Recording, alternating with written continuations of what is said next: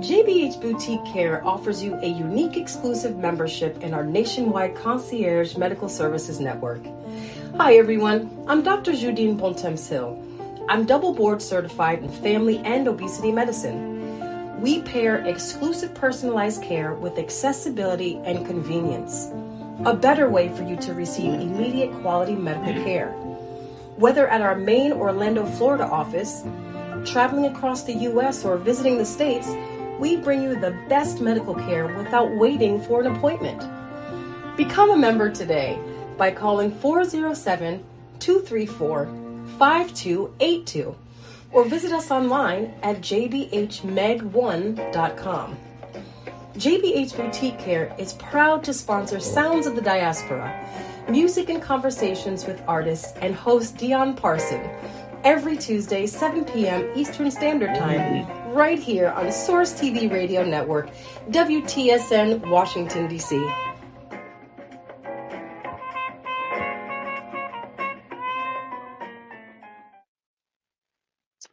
Good evening, and welcome to this week's episode of Sounds of the Diaspora, artist to artist, conversation with yours truly, Dion Parson. I'm really excited this week to bring two Sounds of the Diaspora, our good friend, my good friend, amazing pianist, composer, educator, producer, and I just found out a fan of the Fender Rose. Let's welcome to Sounds of the Diaspora, Mr. Alex Brown. Hey, what's up, Dion? Good to see you, man. Hey, Alex, how you doing? I'm doing great. Long time no see. Long time no see. It was a couple of days ago, huh? Yeah, this time of year is a beautiful time. I travel up to New York to perform at Disease and get to see all of my musical colleagues and hang out with them. So it was great hanging out with you the last week. Always good to see you and hear the band. You guys sounded amazing, as always. Thank you, man. And you've joined us on stage a couple of times, so yeah. I have last year in St. Croix. Yeah. Mm-hmm. St. Croix, and then we did a thing in Brooklyn a couple of years ago. That's right. That was fun. Yeah. So Alex Brown, you're in New York City doing your thing. You're one of the cats of the scene. Not making a name, you made a name for yourself. You're out here doing some amazing things, playing with some wonderful folks. Tell us, how did you get started? How did you get into music? Well, I first started with classical piano lessons when I was about 6 years old. So, okay. Actually, my grandmother gave us this beat up old baby grand, a brand called Cable Nelson. And that's how I got started. And eventually I started learning how to play jazz, got really interested in that. Went off to conservatory, did that whole thing, moved to New York in 2009. And that's the short version. The very short version. That's very short. Okay, so which conservatory did you go to? So I did my undergraduate studies at the New England Conservatory in Boston, which was an amazing experience.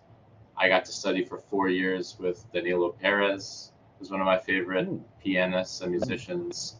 Aside from him, a lot of other wonderful teachers, including Charlie Banakis was another teacher of mine for 2 years. He was a legendary teacher up in Boston for many years. And then later, many years later, I did a master's degree at U of Miami in what they call the Studio Jazz Writing program. So it's kind of like a combination of jazz composition, orchestration, learning about recording and mixing techniques, and also a lot of film scoring stuff, just to name a few things that program includes. Okay, great. And I remember running into you in Miami one night. That's right. Walking down the street. In Coral Gables, I remember. I forget. I think I was headed to a gig or to check out some music, and there you were. You were headed to a gig, actually. You had a gig with a vocalist, and we were like, Nicole and I were staying right around the corner. It was like, hey, isn't that Alex? And we had just saw you, like, shortly before that in St. John. Playing with literally a week before that, I think. That was crazy, right. Man. Meant to be, I guess, One of those beautiful moments in life. One of those beautiful moments in life. So you got your master's. After you finish your master's in that really interesting composition degree at University of Miami, you came back up to the East Coast and you were teaching for a while, right? Yeah, after that, I accepted a 1-year teaching position at Peabody, Hmm. which was really a lot of fun. That was right when the incredible trumpeter and educator Sean Jones had just taken over the program there. So he's really doing amazing things in Baltimore. Uh, he's built that program up, and they've just really attracting incredible students. And I think there's like 50 or 60 students now enrolled in the program, and great faculty, and lucky to get to do a lot of different projects with him together. We actually have a group together called the Baltimore Jazz Collective, which is getting ready to release our first album, hopefully later this year. Nice. So you're a performer. Your foundation is, being a pianist, and then you went back to school to do your master's in composition, and then you've been teaching for a while. How do you, Alex Brown, the individual, how do you manage all of those things? Because they're like three different hats. Yeah, to be honest, it could be challenging at times, but also that's what makes me happy, is doing all these different things. I think that's one of the things I love about my career, is the variety. I don't know if I would be happy just doing one thing, whether it be just performing, just teaching, just composing. I think what I like about it is getting to do all these different things, and not just those things, but also then in a variety of different worlds and styles too. Like, I do a lot of jazz stuff, but I've also been getting into the film scoring world in the last couple of years a little bit, doing more stuff that's not within the jazz world. I did a collaboration with a hip hop artist from San Francisco for the past couple of years named Andre Nicotina, where we reimagined his music for symphony orchestra. So basically, he sent me a bunch of his recordings. I think a lot of them were from the early 2000s, and basically he asked me to arrange them, do instrumental arrangements for the most part for orchestra. Okay. So then they ended up producing a whole concert at the Herbst Theater in San Francisco. I got to go out and attend, which was super fun. And that's actually, I think, coming out soon as a record as well. I think it's partially live, partially studio. Before that, we went into the studio. I spent a little time in LA. And so while I was out there, we went into, I forget, East West Studios maybe, and recorded some strings. And then he laid down some vocals with that. So really excited about that project coming out. That's great. That's great to connect those worlds. I think is really awesome, because there's some guys that well, I shouldn't say guys, the musicians that just see themselves as a performer, and that's what they do. And you could go up to say, hey man, I would love to take a lesson from you. How do you do it? I just do it. That's the answer you get. But to be able to sit and mentor someone and explain to them what you're doing is great. But the film scoring thing is a whole nother world in itself. And I've heard you in conversations talk with folks about that. And that's something that's fairly new to you. But as a composer, you've been composing your whole life, right? I have, yeah. Yeah. Great songs, too. I've heard some of your compositions and arrangements, and they're wonderful. We're going to get into some of that in a minute. But one of the things I really admire about you as a musician is your sensitivity to playing the different genres. I mean, you're really taking the time to study the classics. Like, you understand early jazz, you understand the modal stuff, the train stuff, and then you get into the Latin jazz, and talk about that, like your process of really being committed to dealing with the music the right way, from a serious standpoint. Yeah. Sure. Well, first of all, it's kind of it's both a positive and a negative of doing a lot of different things. Is sometimes I feel like I don't ever have enough time to really get deep into something the way I'd like to, So, Right. but I try my best, and I certainly have a bit of imposter syndrome at times with that kind of stuff. But in terms, I think I've gone through phases where I got really deep into one thing for a long time. So, when I was in high school, I was really checking out bebop. Like that was pretty much all I was listening to at that time. Some other stuff, but that was a big focus, checking out Wynton Kelly and Bud Powell and, Miles 50s Quintet and stuff like that. And also at the time I was studying with a legendary pianist. I was very fortunate to study with him for 4 years in high school. That was Stanley Cowell. And Okay. are you a Rutgers guy, Dion? Yeah, I know Stanley. Yeah. Stanley was one of my professors when I went back to finish my master's. He was Yeah. actually my jazz improv teacher and the jazz theory teacher. Yeah, yeah. Yeah, so Stanley, as you know, is just a genius and was opening my mind because he was having me, we were doing all the traditional jazz stuff, learning tunes, but then he was also pushing me to check out stuff that I hadn't considered before, stuff that might be a little more avant-garde than I would have wanted to listen to on my own. And he was kind of pushing my boundaries a little bit. He was also having me check out stride piano, James P. Johnson and stuff like that. So then, and then the Latin stuff, I kind of just got thrown into it. So when I was about 19, I was loving that stuff already, but my sophomore year of college at New England Conservatory, I met this bassist, Oscar Stagnaro, and I'd already been a fan of his and familiar with his playing. And it kind of, if there's ever such thing as a big break in someone's career, that was kind of it for me. So I met him. I was taking his Latin jazz ensemble at NEC. And within about 2 weeks, he recommended me to this drummer, Mark Walker.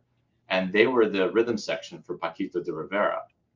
And I remember getting an email from Mark Walker. I could still picture it. I was in my bedroom. It was a Sunday night. I was closing down my computer and I saw this email from drummer Mark Walker. It felt like a dream or something. I couldn't believe it. And he was just asking me to sub for his normal pianist for a rehearsal for a show he was doing at the BPC. And I was so excited. And then a couple of weeks after that, Oscar and Mark asked me to do a trio gig at the DC Jazz Fest. And Paquito D'Rivera came to the gig to check me out. I didn't realize it was my audition for his band. And I bring all this up to tell you that I loved Latin American music at that time, but I didn't really know what I was doing. I was like, I kind of had some of the language in my ear, but I didn't understand it fully yet. So like sometimes I would mix up the montuno, like I would play it on the wrong side of the clave or something like that.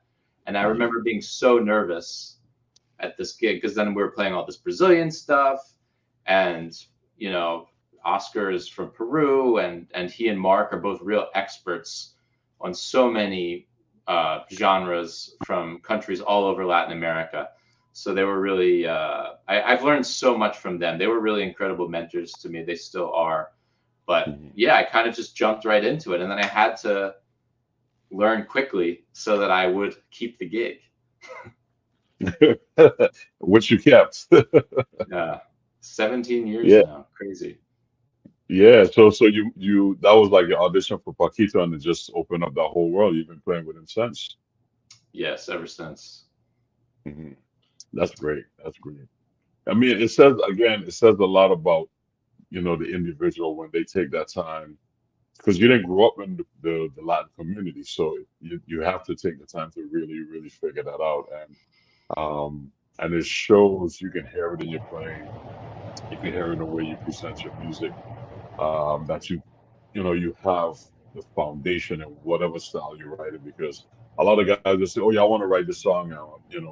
It's like a Coltrane tune, and it's just kind of it feels like it's thrown together. Whereas from all elements, from a rhythmical standpoint, from a harmonic standpoint, from a melodic standpoint, the songs that you present, they're rooted in that genre, and there's justification of why things are done. So I really enjoy hearing what you do on that level. I've enjoyed you with Paquito and outside of Paquito, because I've seen you and heard you in so many different settings, and it's just always a pleasure.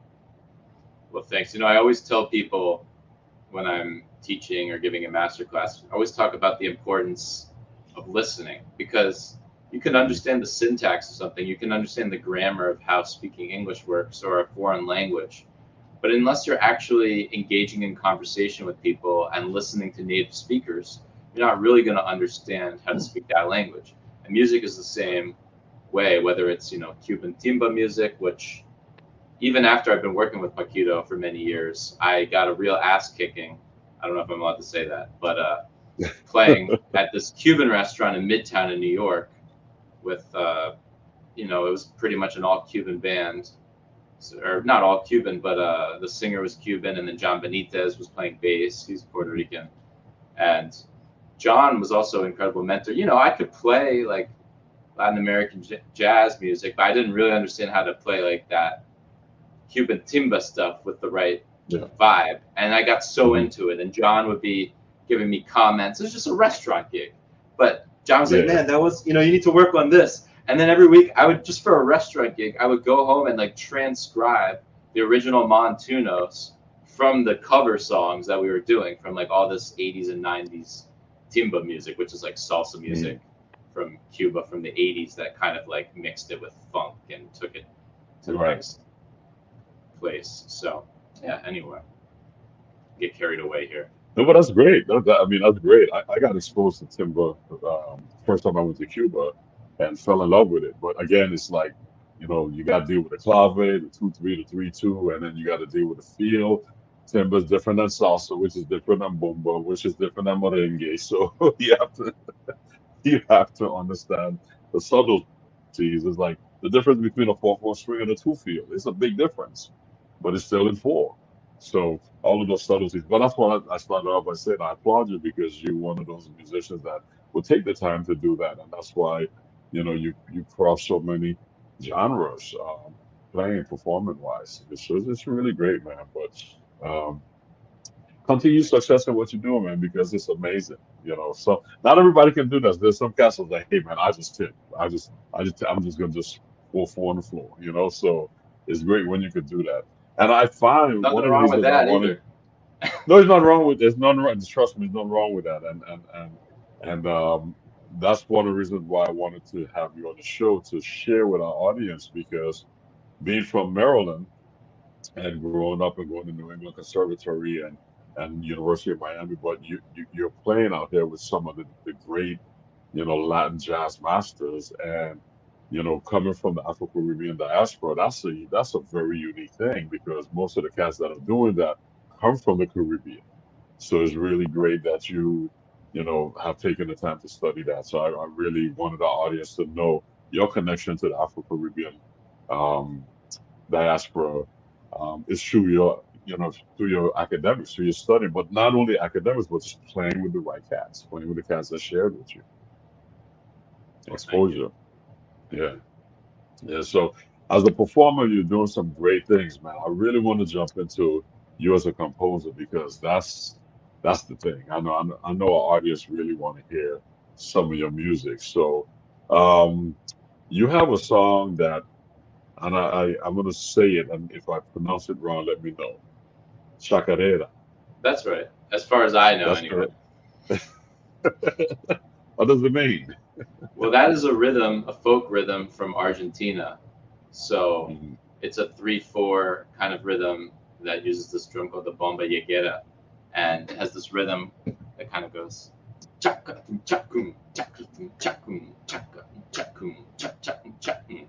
So I just love that rhythm, and I decided to write a piece of music that kind of starts off with that rhythm, but it's a much more open kind of ethereal melody, and it kind of goes into a more fusion funk thing. So it's kind of all a Right. mixture of all that stuff together. Okay. Okay. And is there like besides the rhythm, the 3/4 rhythm, the Argentinian rhythm, is it dedicated to anyone, or this is just your how you know, put it together? Yeah, it's just, I mean, it's certainly dedicated to all the people that have, you know, played that music the right way, and that I've learned from and been influenced from, for sure. Great, great. Well, let's check it out. Let's All check it right. out. Chacarera by Alex Brown.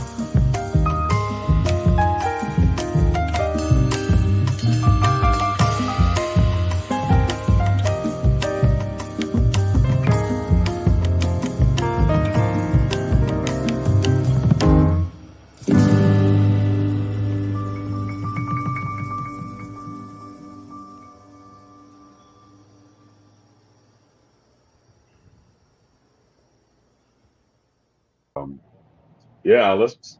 Oh, thanks. Thanks, Yeah, Pete.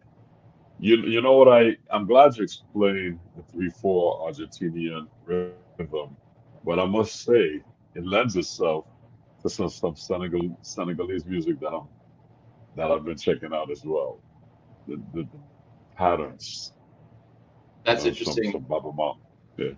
Yeah, that's interesting to hear you say that. I love Baba Mal. Yeah, I mean, there's so many examples of that throughout Latin American music, and I hear something from Brazil or from Peru that sounds exactly like North African rhythm or Middle Eastern stuff. So Hmm. it's I guess it's where it all comes from originally. Oh yeah, yeah. Yeah, Sounds of the diaspora. that's right. That's you. Yeah, yeah. Well, it's us. It's us. I Yeah. mean, it's a platform for us to showcase that, and that's what I'm saying. I mean, you grew up in Maryland. Who would have known many years later, on your recording, you would be playing these rhythms from Argentina connected to Senegal and North Africa, and having the foundation and the validity to present it with the musicians that you're doing it with. So this is great, man. I'm sitting there smiling like, yeah, yeah, I like this. But, Yeah, it's an and as honor to well. be able to have any you know be any part of any of that stuff. So. Oh man, you're doing it, bro. You're doing it. You're doing it. So let's continue, man. You have another song um, entitled Anthem. Uh-huh. Yeah. Tell our listeners what Anthem is about. So Anthem it's from the same album. The way this title came about, it's funny. I was playing the track for my friend Billy Williams, and when he heard that, he said, "Man, that's the anthem." So then I just decided to call it the Anthem, just because he said that comment, and I didn't have a name for it yet. You have a title. Okay. So what's the name of this album with Chacarera and Anthem? What's the name of the album? This is called the Dark Fire Sessions, and Okay. I have to give a huge shout out to my brother Zach Brown, who not only did he play bass on this album while engineering the album, and also Okay. mixed the whole thing. So I didn't know anything about recording at that time, and I was just, he's my younger brother, so I was like, "Come on, dude, help record this for me." And we spent a lot of time,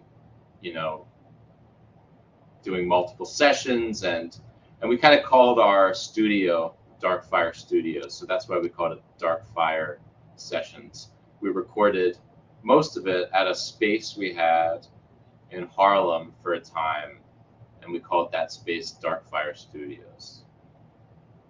Okay. So hence the Dark So Fire who else is on the album? Zach is on bass.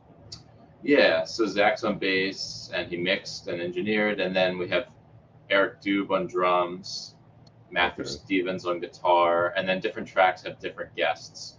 So that track had a number of other people. Had another guitarist, Eric Karimsky, also a friend of mine who's actually an amazing drummer. He's not even really a guitarist, but he owed me a favor, so he played some steel guitar at the end. Franco Pina is an amazing drummer and percussionist from Argentina, so he played the percussion instrument and bombo liguero, and I'm probably saying that wrong. Also, Paulo Stagnaro put some miscellaneous percussion on there as well. Okay. And if we're going to do Anthem now, that's pretty much the same core band. So it's Zach again on bass, Matthew Stevens guitar, Eric Dube on drums, and Paulo Stagnaro on percussion. Okay, sounds good. Let's check it out. Anthem. Cool.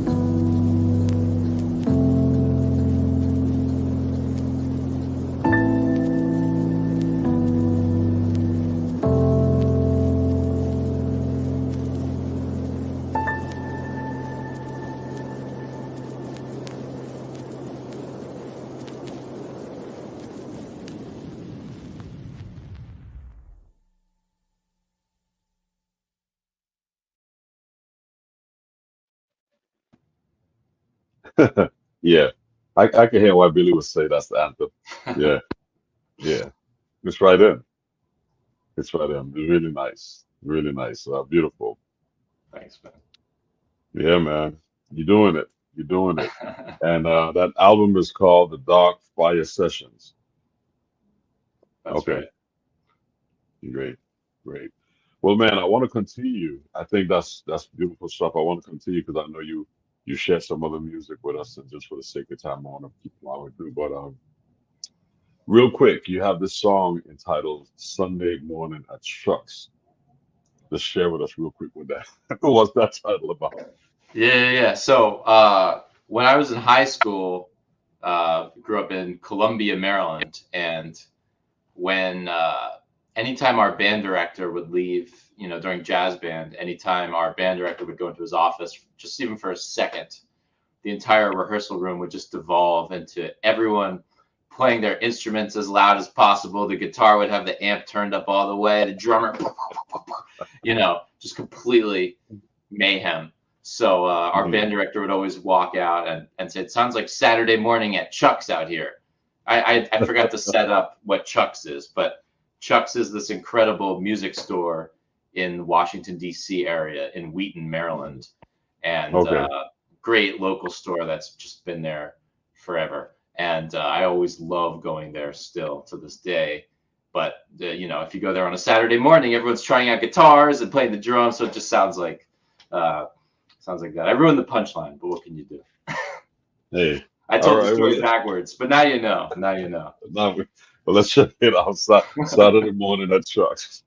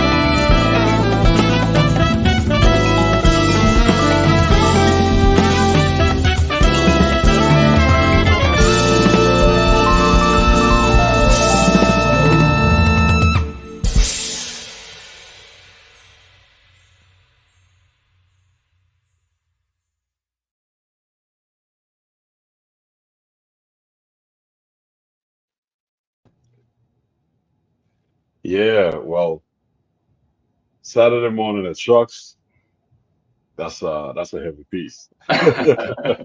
Doesn't sound like the whole band room playing their own thing. This is very No, organized, that's very true. soulful, and very musical. Uh, Takes that you on a was, musical journey. oh, thank you, man. Yeah, That was a lot of, yeah. yeah, that was, I actually wrote that piece while I was in grad school, but I wanted to put it together. I think what kept me and a lot of other people sane during the pandemic was I started doing all these remote collaborations with people. Mhm. So that was one of those Yeah. that I started. And by the time everyone recorded and sent me their parts, and then I mixed and edited the video, the whole thing probably took at least a year. It was a lot of fun to put together and featured some great musicians. You kind of saw the names quickly if you're watching the video, but maybe I should mention everyone real fast. We had Sean Jones on trumpet, Tim Green featured soloist on alto sax, Carlos Mata Alvarez tenor sax, Joe McDonough on trombone, Warren Wolf on vibes, who was also featured, Dan Montgomery on bass, Eric Dube on drums, and Vernon Chatelain, really one of my close friends from Curacao, on percussion. Yeah. It's tight, man. I mean, to record. I did a number of projects during the pandemic, also virtual, and it's not easy. It's not easy. It's easier being in the studio with everyone, yeah, it's very tight, man. It's nice. And then I like when you got into that halftime funk feel, which is the underlying groove, and then you came back to to the original groove. Yeah, very musical, man. It's like I said, it's a really nice musical journey. So Thank you. Saturday morning at Chuck. Okay, at Chuck's. Yeah, I like that. That's a keeper. That's a keeper. We're gonna talk about that. But man, we're almost out of time. I want to wrap this up real quick. We got one more song. And let's just jump into this and we could talk about it briefly after. This Cool. is Mangrove Forest.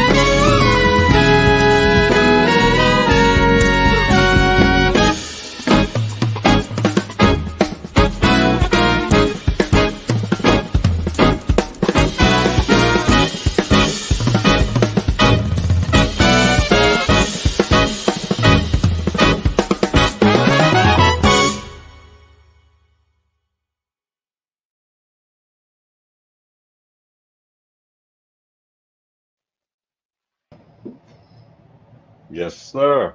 All right. Mangrove Forest.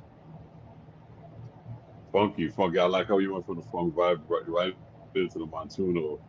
Set that up. That's yeah. Nice ending. Nice ending, man. Thank you, Alex, man. That's a beautiful song. Thank you, Dion. Yeah, what's the concept behind Mangrove Forest? That was just that was also around the time I was in Miami, so I was just thinking about the mangroves that used to protect the coast and Mhm. how important they are for natural, prevention of, erosion of coasts, and uh, we've destroyed so many of them and building, and I think all of Miami Beach at one point was mangroves. But anyway, it wasn't supposed to be anything too deep. I was just thinking of Miami and mangroves. I'm about to say, because that song takes you on a whole nother. That's great, though, man. That's great. Alex Brown, Mangrove Forest, amongst all the other songs that he shared with us tonight, man. It's been a real treat having you on the show, man. Very informative. I learned more about the great Alex Brown, and I'm sure our audience did as well. So it's been a pleasure having you here. So great to be here. Thanks so much, Dion. It's been so much fun, man. Yes, sir. Yes, sir. So tell our audience, how can they follow you? Where can they, how can they follow up on you and see what you're doing?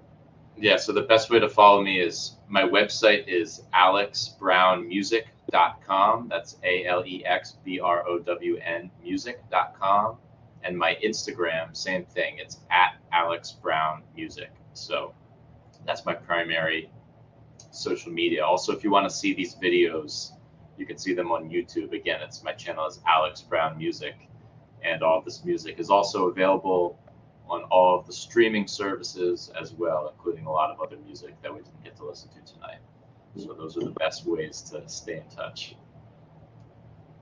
Great.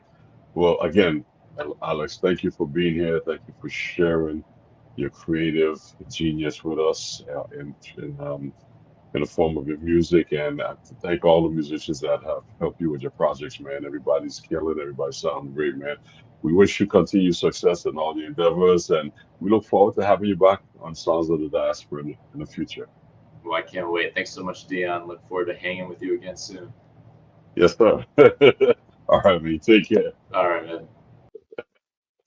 That was the great Alex Brown sharing his musical genius with us, and it's been a pleasure having him on the show. So join me next week as we bring to you another great artist. This gentleman is an amazing vocalist, and you'll check him out next week. Brandon Bain. We look forward to seeing you and seeing him next week.